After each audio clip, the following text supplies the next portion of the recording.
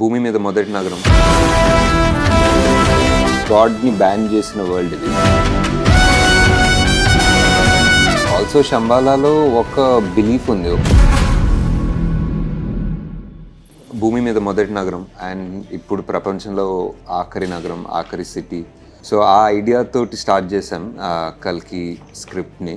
ఇప్పుడు ఫ్యూచర్లో ఇంకా కలియుగం ఎండింగ్లో అంతా ఆల్మోస్ట్ అయిపోయిన తర్వాత, గంగ ఎండిపోయిన తర్వాత లాస్ట్ సిటీ ఏముంటుంది అనుకుంటే మేబీ మన కాశీ ఉంటే how would that be? Because ఎన్నో పురాణాలు రాసింది నాగరికత మొదలైంది కాశీలోనే అని. ఇప్పుడు ఆ వరల్డ్ని తయారు చేయాలంటే చాలా ఇంట్రెస్టింగ్ ఉంటుంది. అంటే కాశీ ఎంతో ఓల్డ్, మనకు తెలిసిన ఆ ఘాట్ స్టెప్స్, ఆ ఇండియన్ ఆర్కిటెక్చర్ని ఇప్పుడు ఒక ఫ్యూచరిస్టిక్ ఒక 3,000 సంవత్సరాల ముందు ఎలా ఉంటుంది అని ఆలోచించి డిజైన్ చేసి ఐడియేట్ చేసి ఇప్పుడు డబ్బులు ఎలా ఉంటాయి అంటే ఇప్పుడే ఆల్మోస్ట్ ఫిజికల్ కరెన్సీ లేదు కదా. సో ఇప్పుడు ఫ్యూచర్లో ఇంకెలా ఉంటుంది, వెహికల్స్ ఎలా ఉంటాయి అంటే ఇప్పుడు ఏదో మన పెట్రోల్ నుంచి ఎలక్ట్రిక్ వెళ్తున్నాం, కానీ ఫ్యూచర్లో ఇంకా పెట్రోల్ అయిపోతుంది, ఎలక్ట్రిక్ కూడా అయిపోతుంది. ఫ్యూచర్లో ఎలా ఉంటాయి వెహికల్స్, దాని డిజైన్ ఎలా ఉంటుంది.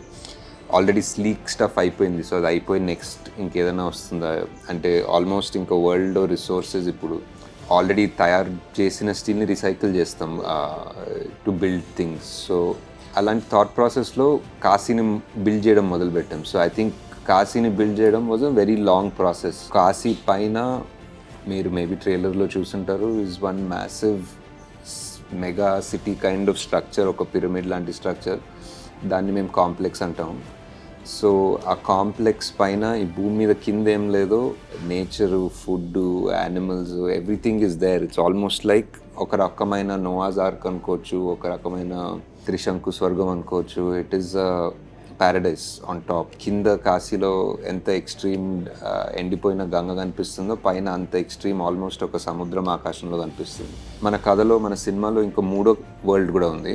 ఆ వరల్డ్ పెద్దగా మాట్లాడలేదు ట్రైలర్లో ఉన్న ఇంతవరకు ఉన్న మెటీరియల్లో, బట్ చాలామంది ఆల్రెడీ గెస్ చేశారు. శంబాలా అన్నది ఒక కల్కి అన్న స్టోరీకి సో ఇంటిగ్రల్. అంటే ఎవరైనా కల్కి అంటే ఆటోమేటిక్లీ శంబాలా అంటారు.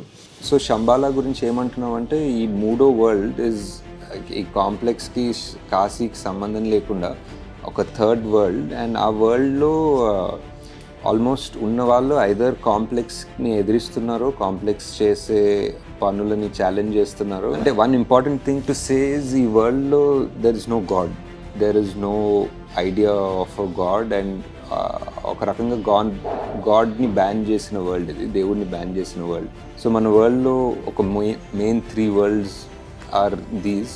అండ్ ఈ 3 వరల్డ్స్ మధ్యలోనే మన కథ నడుస్తుంది.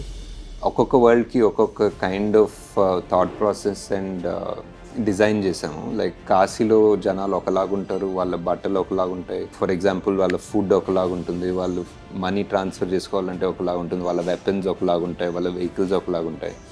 కాంప్లెక్స్ సేమ్ థింగ్, వాళ్ళకు ఉన్న యాక్సెస్ టు రిసోర్సెస్ బట్టి వాళ్ళ కాస్ట్యూమ్స్, వాళ్ళ ఇల్లు, వాళ్ళ వెహికల్స్ అన్నీ ఒకలాగుంటాయి. And Shambhala is completely different. So వాళ్ళ టెక్నాలజీ, వాళ్ళ వెపన్స్, వాళ్ళ వెహికల్స్, వాళ్ళ క్లోత్స్, ఎవ్రీథింగ్ మళ్ళీ అది వేరేలాగా ఉంటాయి. And in a way at least ఒక్కొక్కరు ఒక్కొక్క కల్చర్ అన్నట్టు. అండ్ ఆల్సో శంబాలాలో ఒక బిలీఫ్ ఉంది, వచ్చే అవతారం, వచ్చే సేవియర్, దేవుడు మళ్ళీ పుడతాడని, అతను శంబాలాలోనే పుడతాడని వాళ్ళ బిలీఫ్. అండ్ ఆల్సో మన పాపులర్ కల్చర్లో, మన స్టోరీస్, స్క్రిప్చర్స్లో కూడా అదే బిలీఫ్. కల్కి అవతారం శంబాలాలో పుడుతుందని. ఎవరైనా ఏదైనా పని చేయాలంటే ఒక బౌంటీ పెడతారు ఒక సిస్టంలో. మన మూవీలో మీరు ఎవరైనా బుజ్జి భైరవ యానిమేషన్ సిరీస్ చూస్తే కొంచెం క్లియర్ ఉంటుంది. ఆ బౌంటీ పెడతారు, లైక్ ఎవరైనా పట్టుకోవాలన్నా, ఏదైనా వెతకాలన్నా, ఏదైనా it could be anybody. So వాళ్ళు ఒక బౌంటీ పెడితే anybody who does that work gets paid. So that system and ఈ units and bounty is nothing but డబ్బులు and the person who does it. So actually అంతే clear, but ఆ terminologies are that.